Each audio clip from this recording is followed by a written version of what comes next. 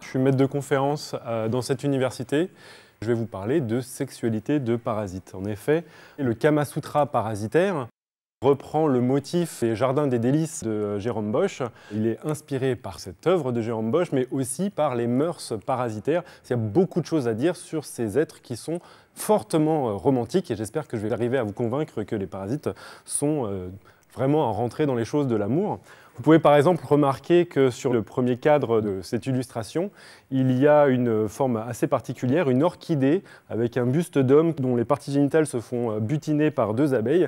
Voilà, ici vous avez Ophrys apifera. Chez ces orchidées, chez ces fleurs-là, la reproduction, qui est une forme d'amour, est réalisée non pas par un échange de bons procédés. La reproduction que vous connaissez entre les fleurs et les abeilles, c'est finalement un échange de bons procédés. En échange de quelques gouttes de nectar, eh bien, l'abeille va butiner une fleur et apporter le pollen vers une autre fleur. Ici, vous avez une situation dans laquelle les ophrys se passent de produire du nectar pour pouvoir attirer des abeilles pour pouvoir butiner. Elles vont plutôt produire des phéromones, donc un parfum très très envoûtant d'une femelle qui va attirer un mâle abeille et qui va se coller ici sur l'ophrys. Et vous pouvez même remarquer que l'ophrys ici a l'apparence, à travers ici la fusion de deux pétales, du thorax et des ailes d'une abeille femelle. Tant et si bien qu'un mâle va arriver, essayer de se reproduire avec la fleur, bien sûr ça ne marchera pas, et donc vous avez l'abeille mâle qui va essayer de se reproduire avec la fleur et secouer la fleur tant et si bien qu'il va se retrouver avec deux sacs de pollen qu'on appelle les pollinies, collés sur son abdomen, son thorax, et ensuite il va repartir, être de nouveau attiré par l'odeur d'une Ophrys apifera et accomplir la reproduction, cette fois-ci en butinant une fleur tout en essayant de chercher une femelle. Donc ça, c'est une forme de parasitisme de l'amour pour que les fleurs puissent faire l'amour. Il y a d'autres manières aussi d'évoquer l'amour chez les parasites, c'est tout simplement de s'intéresser à la manière dont ils se reproduisent.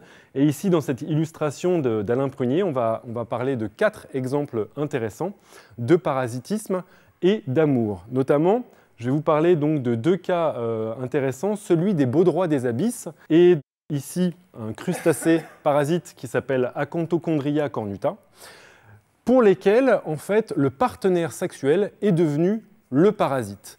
Alors je m'explique, ici vous voyez en fait une femelle baudroie et avec un dimorphisme sexuel, c'est-à-dire une apparence très très différente entre les mâles et les femelles. Les mâles baudrois, qui ont à peu près 10 fois une taille inférieure à celle des femelles, qui ont littéralement fusionné avec la femelle. C'est-à-dire que la bouche du mâle s'est accolée à la paroi de la femelle et il y a eu une fusion du système vasculaire de la femelle pour pouvoir alimenter le mâle qui finalement va servir uniquement de testicule ambulant. Parfois une femelle, comme on peut le voir ici, peut se retrouver avec plusieurs mâles qui ont fusionné sur elle. Donc voilà, vous avez ici un exemple dans lequel l'amour et le parasitisme est complètement fusionné et donc le partenaire sexuel ne devient qu'un parasite. Chose qu'on peut retrouver ici, donc là, ça c'est chez une baudroie des abysses, qui n'est pas un autre parasite, mais chez les parasites, c'est quelque chose qui est très très fortement représenté, notamment parce que c'est difficile de se retrouver avec un partenaire sexuel. Et donc une fois qu'on en a un, mieux vaut s'attacher fortement avec lui, et c'est ce qui s'est passé ici chez le mâle donc, de ce crustacé parasite qui vit sur les branchies d'un poisson et qui a fusionné avec la femelle. Un autre exemple qui est plus frappant encore, c'est chez les schistosomes. Là aussi, chez les schistosomes, on a un cas donc de dimorphisme sexuel important. Ici, donc, les schistosomes, ce sont les agents de la bilariose. Chez les humains, chez les souris, ça a un impact très très délétère sur la physiologie. Mais on peut quand même s'intéresser à leur sexualité, puisqu'ils ont le droit aussi d'avoir une vie sexuelle épanouie.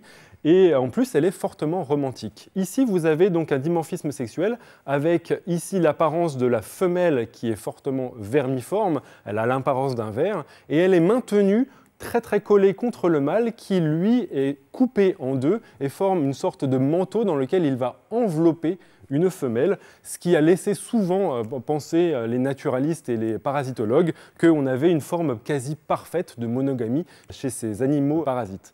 En effet, le mâle, généralement, maintient la femelle contre lui et peuvent même échanger en plus que des gamètes, c'est-à-dire des spermatozoïdes qui sont apportés à la femelle, dont le rôle va être de produire énormément d'œufs dans la circulation sanguine, il peut même échanger une partie des nutriments qu'ils arrivent à collecter en mangeant nos globules rouges. Bon, ça c'est un petit peu moins charmant, bien entendu.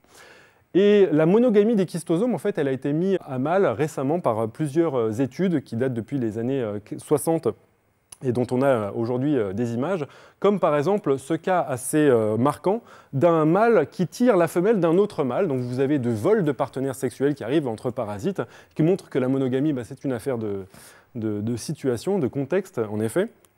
Et vous avez aussi le cas dans lequel on a une représentation ici de deux mâles qui se sont bien trouvés et qui sont le cas de relations homosexuelles qui existent chez les schistosomes. Donc si vous avez un cas à apporter dans des dîners de famille un petit peu houleux pendant les fêtes, de cas naturels d'homosexualité, vous avez le cas parfait ici avec l'homosexualité observée chez des parasites.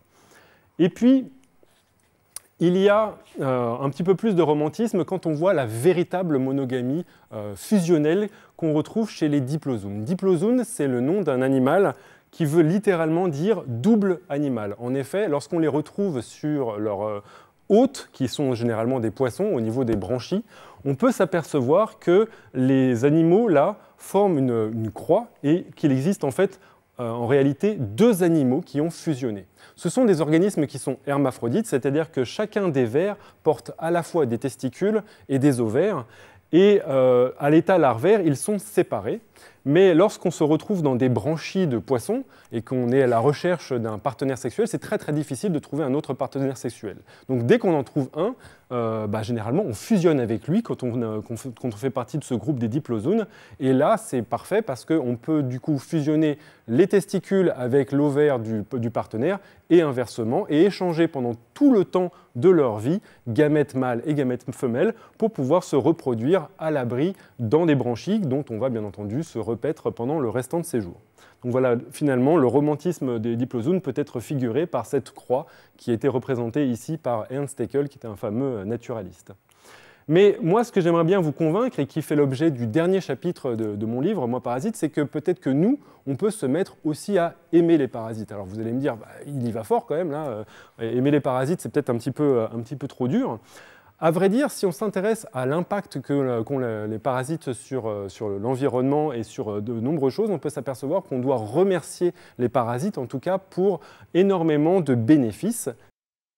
J'invite les gens à s'intéresser aux pesticides bio. Les pesticides biologiques, la plupart des pesticides biologiques, c'est finalement l'usage d'espèces parasitaires qui vont attaquer les nuisibles de nos agricultures. Donc si vous utilisez des pesticides bio, sachez que pour la plupart du temps, vous êtes en train d'utiliser des parasites dont on doit remercier pour pouvoir manger nos laitues et autre chose. Et puis d'autre part, dans les écosystèmes, on peut s'apercevoir que le rôle des parasites est régulateur tout aussi bien que le rôle de certains prédateurs qui peuvent justement maintenir l'état des forêts. On a vu de nombreuses fois que la réintroduction de loups dans des forêts pouvait avoir un impact bénéfique parce qu'il permettait de réguler la population d'espèces herbivores. C'est la même chose pour les parasites. Et il s'avère que les parasites, notamment les virus, sont très utiles pour pouvoir étudier le génome des organismes. On utilise de manière très très générale des parasites pour pouvoir ausculter, manipuler le génome d'organismes, voire même pourrait être à l'heure actuelle, avec l'usage de virophages, des parasites de bactéries, une alternative à l'emploi d'antibiotiques.